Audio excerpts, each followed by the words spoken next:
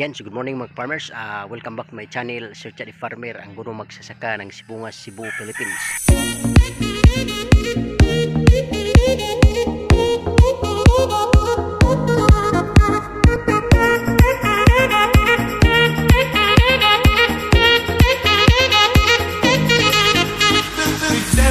And if you're new to this channel mga farmers, please don't forget to subscribe and click the notification bell in order for you to be notified with my coming videos. Thank you and enjoy this vlog.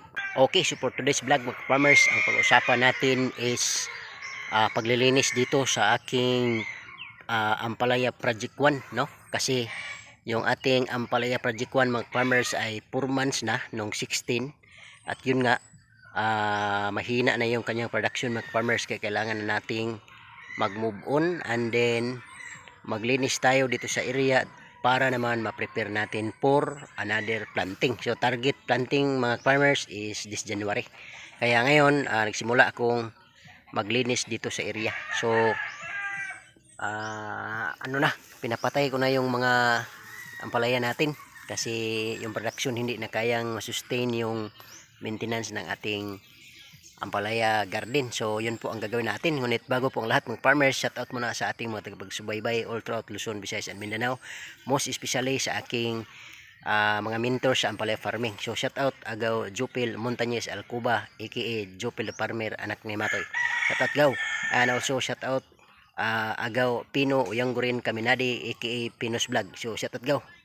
And also shout out Boss Ayan Dibal, and then shout out also Boss Ayan Vlogs ng Cagay, Sibungas, Cebu. Shout out Jojo the Farmer from Barangay San Antonio, Southern Leyte, and also shout out Sugs TV. Shout out also Sarge TV ng Davao. At the same time shout out Aquarus ng Qatar. Then shout out also Mac Mayor ng Dubai, and also Lugalag. Shout out also kay Kaparmer Pilot. Shout out also kay Grigi Farmer, and shout out Police Farmer, and also shout out Salvador Farmers, and of course shout out also sa ating mga tagbagsubaybay mula sa Cagay, Sibungas, Cebu. Yung mga natin, mga kaibigan natin dyan sa mga Parilla family at sa lahat. Okay, and also bago natin makalimutan, shout out also sa ating mga kaibigan mula dyan sa Barangay Duguan, Sibungas, Cebu. Shout out sa Redondo family, most especially to Lolo Alberto Redondo. Shout out Lo, and shout out Lola Joy Redondo, and also shout out Ate Janice Francisco. Shout out also kay Ate Ivy Sibilia, and shout out kay Ate Tessa Sordilia, and of course shout out Pete Andros Bilia, and also sa mga Fernandez family, Ma'am Janet Fernandez, shout out Karel Fernandez, shout out, and also shout out kay Kubi Fernandez, shout out. Okay, so tara na mga farmers. Okay, so welcome back to my channel, Sir Chad Farmer, ang guro magsasaka ng Sibungas, Cebu, Philippines. So for today's vlog mga farmers, ibabahagi ko po sa inyo yung aking paglilinis dito sa ating area, sa ating Ampalaya Project 1. So ito yung unang attempt ko sa Ampalaya farming mga farmers, wherein as a beginner, nagpapasalamat ako sa guidance ng ating mga mentor dahil nagiging successful po yung ating first attempt. Kaya naman tayo ay naging inspired, nag-expand tayo ng ating Ampalaya Project 2. At the same time ito tatamnan natin ulit, tapos meron tayong mga kunting adjustments based on our experience. So yan mga farmers, so yung itong Ampalaya Project 1 ko mga farmers is exactly 4 months nung 16, nung pizza 16.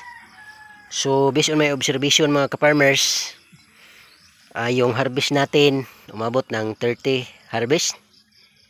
Tapos pwede pa sanang mag-harvest pa rin mga farmers, pero sa aking kwintada, yung harvest natin, yung kita natin sa ating harvest ay hindi na kayang mag-sustain ng maintenance sa ating ampalaya. Kaya naman naisipan ko na mag-move on at the same time magtanim ng bago. Okay? Kasi sa napansin ko mga farmers, yung kalakasan ng ampalaya talaga is magre-range mula doon sa first harvest hanggang 3 months. Yun, doon talaga makikita mo yung harvest na grabe talaga. Talagang kikita ka ng malaki. Kaya naman, wise decision, that is to clean the area. Move on talaga mga farmers. Kaya ito yung aking ginawa kahapon, the whole day. Nilinisan ko mga farmers dito sa baba mga farmers, na tapos ko nang nalinis. Yan, sula na. Wala na, labi ang laki ng tabla natin mga farmers. Mahigit 9 meters yung tabla. Kaya may mga adjustment tayo this second planting sa area na to. May mga adjustment akong gagawin sa pagtatanim. Okay, so yan mga farmers, ito tingnan mo. Naputol ko na to mga farmers. Yan. May bunga pa nga eh. Yan. Ito. Putol ko na. Grabe ang laki ng mga farmers, yung puno. Yan ang puno. Okay. Kaya ganyan na. So ngayong araw tatapusin ko tong paglilinis mga farmers. So yan, hinahangir ko muna yung yung mga napuputol ko na yung mga yung mga ampalayan nasa roofing ng ating balag. Yan. Kaya this day mga farmers, matatapos ko to, and then hahakutin yung mga maiipon na mga ampalayang yung nalinis natin. Pagkatapos after Christmas araro, para after araro makapaglagay tayo ng basal fertilizer tulad ng aking video doon sa kabila. Then by next year mapa-araro ulit, gagawa tayo ng plat. So yun yung ko mga farmers, yung pangbasal na mga ipot ng manok nandun nakastack. So ganyan mga farmers, laban lang sa buhay, no? Again, as beginner, it is always a challenge for us, no, to continue farming kasi nandito ang pira. Ang gagandahan sa farming mga farmers, wala tayong amo. So kahit anong oras pwede tayong gumalaw kasi walang nagdidikta sa atin. So that is the difference between empleyado at saka farmers.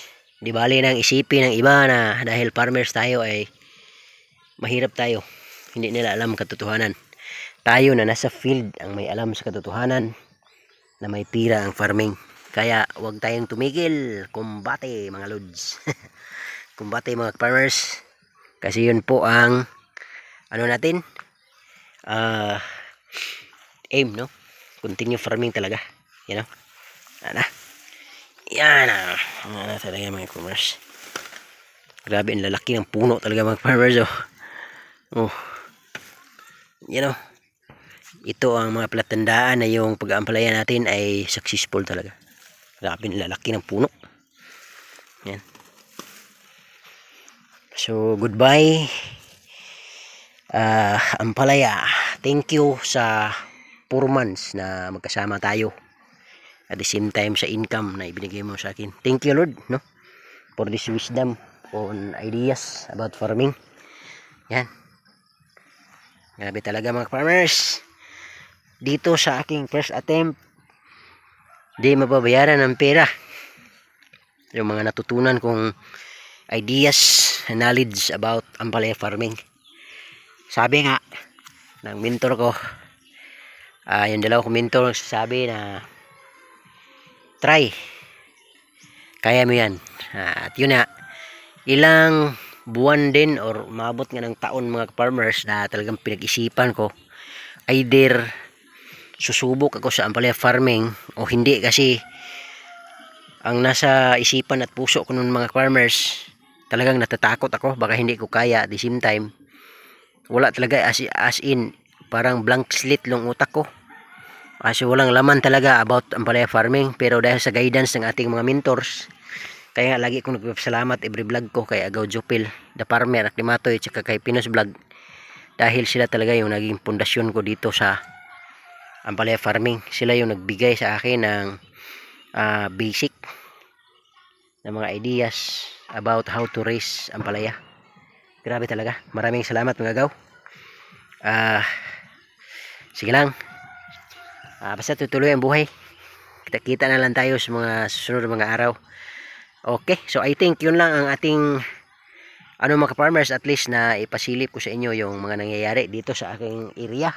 At yun po ang vlog ko sa araw na ito mga farmers. I hope meron kayong nakuha inspirasyon, knowledge, mga ideas about ampalaya farming. Ang masasabi ko lang mga farmers is, if you wish to be a farmer, then start it now.